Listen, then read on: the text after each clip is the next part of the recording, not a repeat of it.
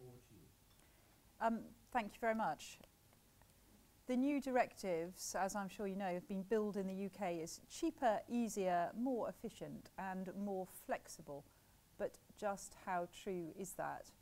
I'm going to look at a few aspects of the new directive and see whether they are indeed what they have been billed to be. So the negotiated procedure and the competitive dialogue and the changes that have been made to those, material variations, Part A and B services, and if we've got a second at the end, abnormally low tenders. So what's happened with the negotiated procedure and the competitive dialogue? It doesn't seem very long since we were all being told that the negotiated procedure was something that should simply not be used and that we must all move over to the competitive dialogue procedure. That was back in 2006 when in the UK the negotiated procedure was used a lot. So we had this great new shiny remedy procedure, the competitive dialogue procedure. After, 8 years, it's now being downgraded a bit, I think, if you read between the lines. Possibly a complete volte-face from the negotiated procedure being something rather evil that contracting authorities should not indulge in to something that is equally available.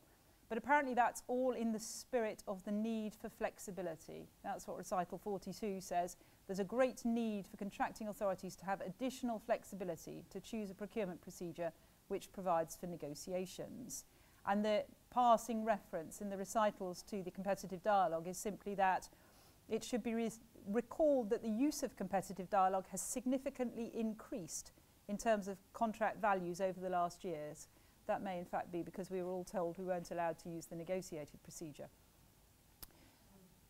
Anyway, what are the arrangements now? Well, as I'm sure many of you know, you can now use the negotiated procedure or the competitive dialogue in the same circumstances. Those circumstances are set out in Article 26, and some of them you will recognise. They're something of an amalgam of the circumstances where you could use the negotiated procedure and where you could use the competitive dialogue.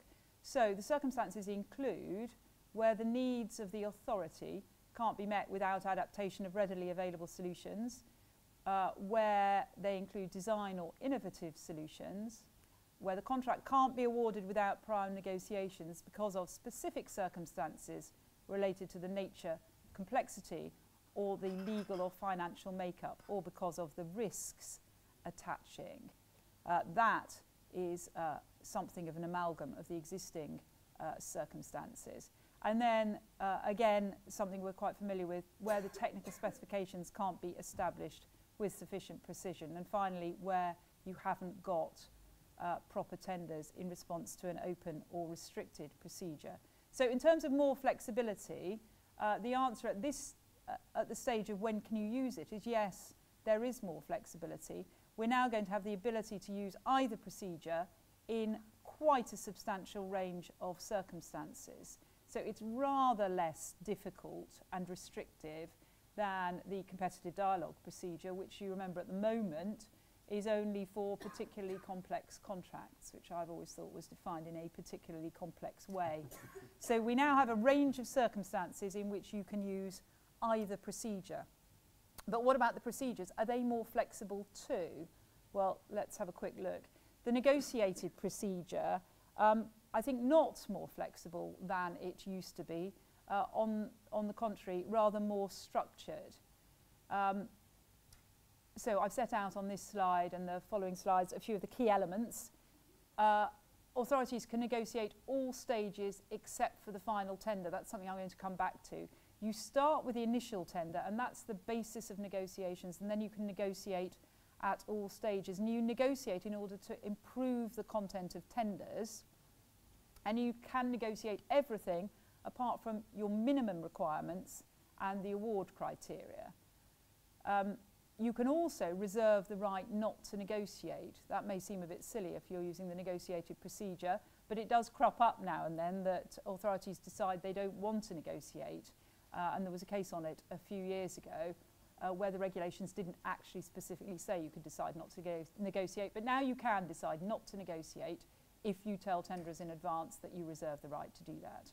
And then there are the usual provisions about confidential information, and you can have successive stages of the procedure.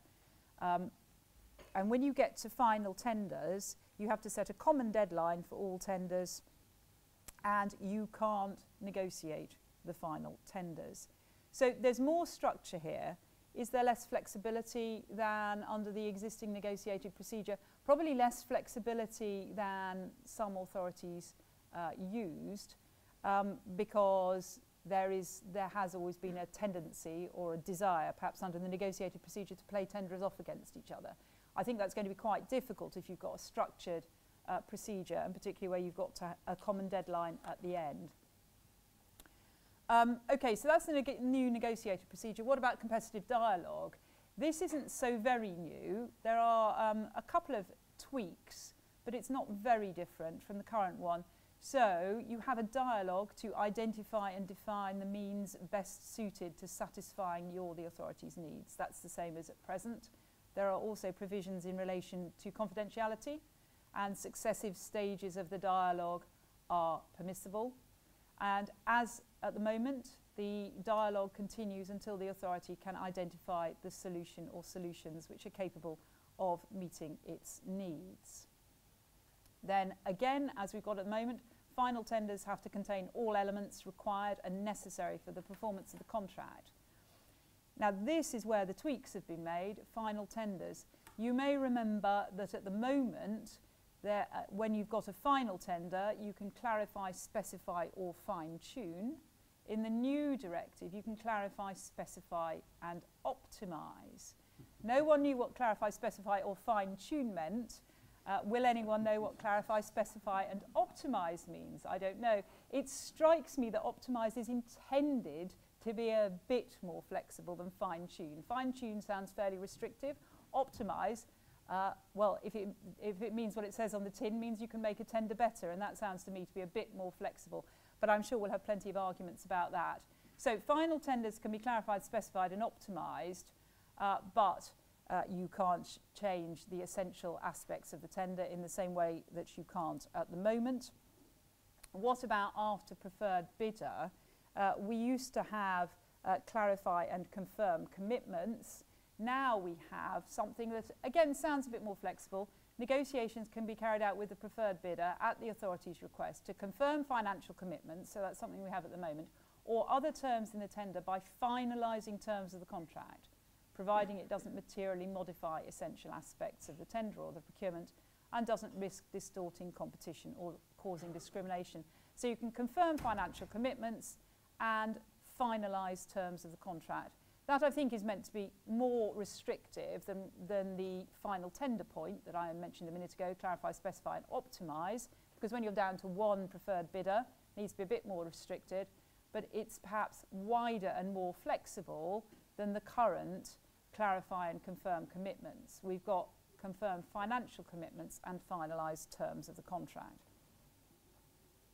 So where does all that leave us? Why have we got two procedures still? Is it simply to make Europe feel a bit better about the competitive dialogue procedure not working very well? Or is there a genuine need for two procedures? Given you can use them in the same circumstances, is there an advantage sometimes to using one over the other?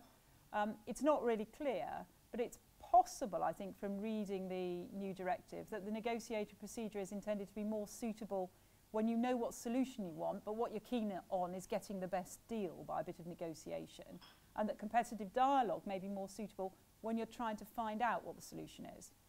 The directive doesn't say that, but I think that's the, if you read through the structure, that's the indication you get. But what is the key difference between these two procedures? Seems to me it's what you can do at the end. Because in the negotiated procedure, once you get to final tenders, that's it. And it says that you can negotiate everything apart from final tenders. In the competitive dialogue, as we just saw, you still have an opportunity to clarify. Why on earth would that be, other than that Europe want to preserve some sort of distinction between the negotiated procedure and the competitive dialogue? Maybe it's because in the negotiated procedure you're supposed to have discussed everything up front, whereas in the competitive dialogue your discussions are all to find out what you want, rather than to perfect tenders. I don't know. But that, I think, is an important potential distinction. And could that be a reason why an authority will choose the competitive dialogue over the negotiated procedure in case you get stuck at the end? Because if you do the negotiated procedure, you get to final tenders and you discover you haven't negotiated properly and you don't know what the terms of the contract are, you're going to be in a bit of trouble. So, is this a more flexible procedure? I think the answer to that is yes and again no. Yes, it's more flexible because it's easier now to opt for either the negotiated procedure or the competitive dialogue, but no, it's not more flexible because the negotiated procedure is not the lovely unstructured procedure it used to be. It's now a rather more structured procedure which is beginning to look a bit more like competitive dialogue. Okay, the next topic I was going to touch on very quickly is the question of material variations. If you make a substantial change to a contract after you've placed it, that can be a new procurement and you have to start a new procurement. And it would be a breach of the procurement regulations even post-contract to make such a change. And that's all been set out thus far in a decision called press text, which I'm sure you're all familiar with. It's a three-part test. It's a material variation where it introduces conditions which would have allowed other tenderers to participate, when it extends the scope of the contract considerably to encompass services not initially covered, and when it changes the economic balance of the contract in favour of the contractor in a manner which wasn't provided for in the terms of the original contract. As is the way with European decisions, clear as crystal. What, for example, does extending the scope of the contract considerably mean? When do you change the economic balance of the contract? Is that if you add £2 to the price, £1 million to the price? Who knows? And of course all of this, and again I'm sure many of you are aware of this, has led to a few problems over the last few years of interpretation. So is a change in a contracting party a material change? The general answer to that is yes, it's going to be a material change under the current law. That's press text. It wasn't in the particular factual circumstances of that case, but generally the ECJ said yes, that would be a material change. The Redwood Health case is a UK case which took an even more restrictive view, I think, and Wall is a case where it was a material change to change the subcontractor. What about amendment clauses? This is something else that has troubled the courts over the last few years, starting with my favourite case of all time, Succhi de Fruta. Tender by the Commission for the supply of fruit juice and fruit jams for the people of Armenia and Azerbaijan. At the time of tender, the successful contractors were to be paid in apples. Tenderers had to identify in their tenders the quantity of fruit requested as payment. Tenta Fruta tendered offering in the alternative to be paid in peaches. And the Commission accepted their offer with the alternative payment of peaches. And later on they introduced further fruits into the payment equation. Succhi de Fruta, who as requested had offered to accept payment in apples, started proceedings complaining of breaches of European law. And the importance of the decision is not the fact that it was about apples and peaches or even pears and oranges. It's about the fact that if you want to be able to amend the conditions of a tender, the ECJ said you had to provide specifically for that in your tender documents, as well as for the detailed relevant rules for doing so. And no one knew what the detailed relevant rules meant. And that was a point that was taken up in the English Court of Appeal decision, in the Law Society and the Legal Services Commission, where there was a very wide amendment clause which basically allowed the Legal Services Commission to change any term of the contract, including the price. And the Court of Appeal said that that contravened the requirement of transparency, because although it said had a procedure, it didn't say what the sort of amendments would be. But again, the Court of Appeal stopped shy of saying what is meant by the relevant detailed rules. And then, of course, there's the question of changes in scope. How much can you change a contract? Can you add a new ambulance centre, as happened, I think, in Commission in Germany? Can you add 10% to the contract term? Can you add 20% to the price? All quite difficult on the basis of press text. So where are we in the new directive?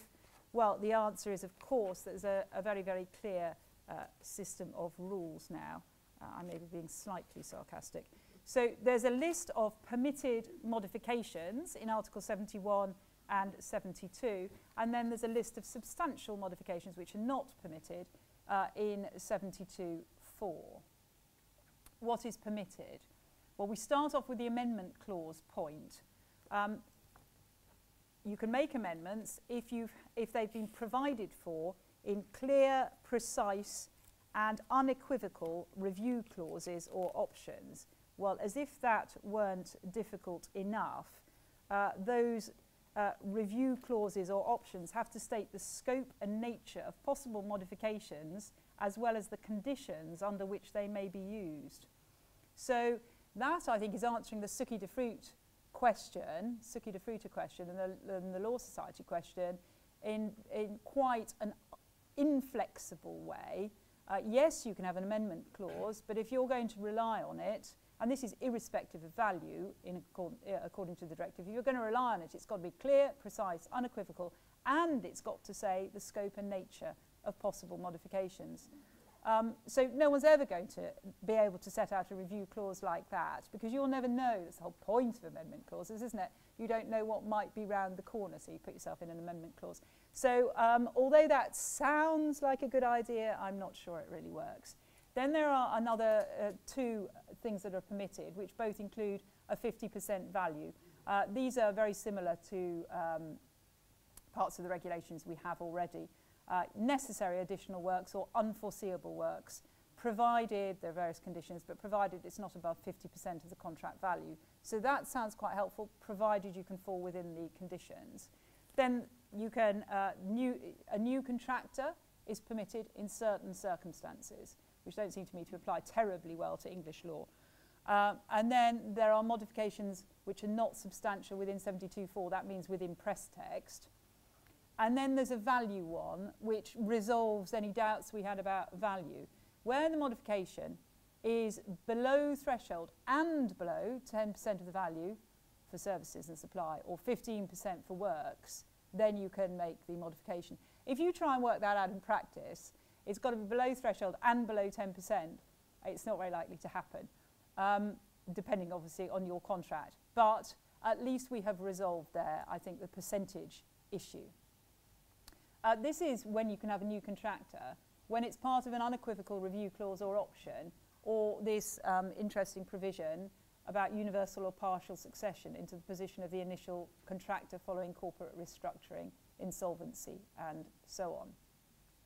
So that's when you can have a new contractor. Again, clearer, and also where the authority itself assumes the main contractor's obligations.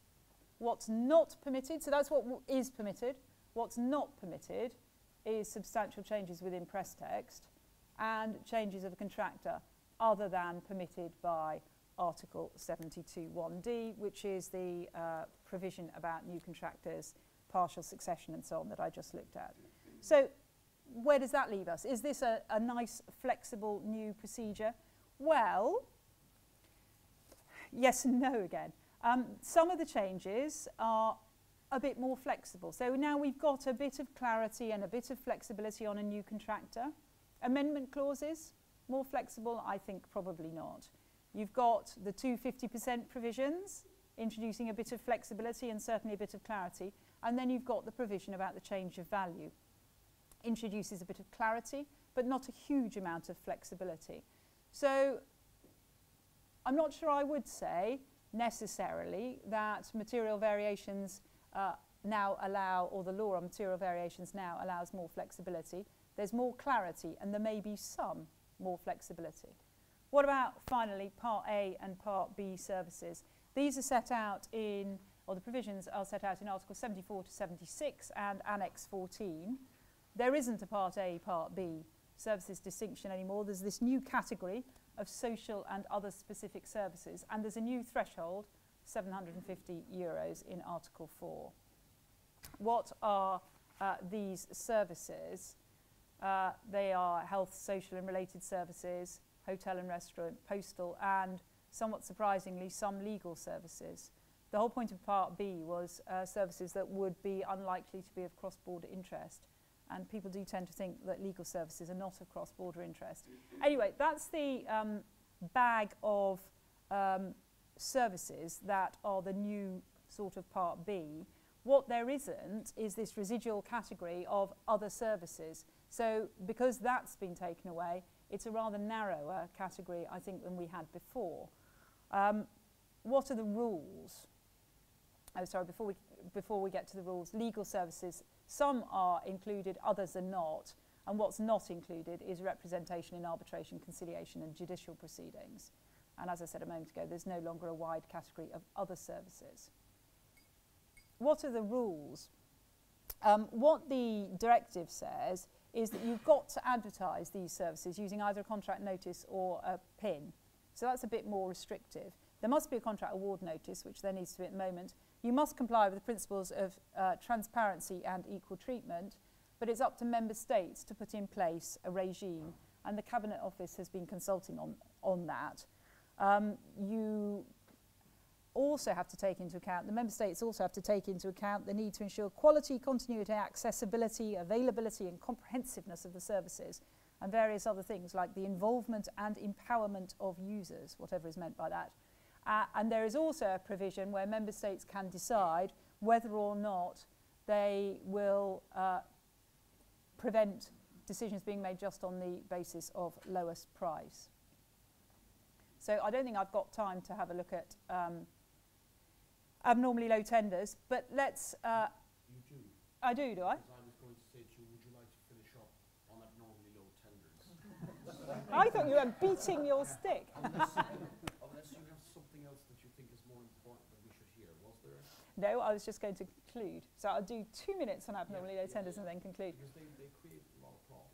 They do create a lot of problems, and I'm afraid I don't think that the directive solves those problems. The problems they create, in my view, are what is an abnormally low tender? Does anyone really know what an abnormally low tender is? Has the case law defined it? No. Did the old directive define it? No. Does the new directive define it? No.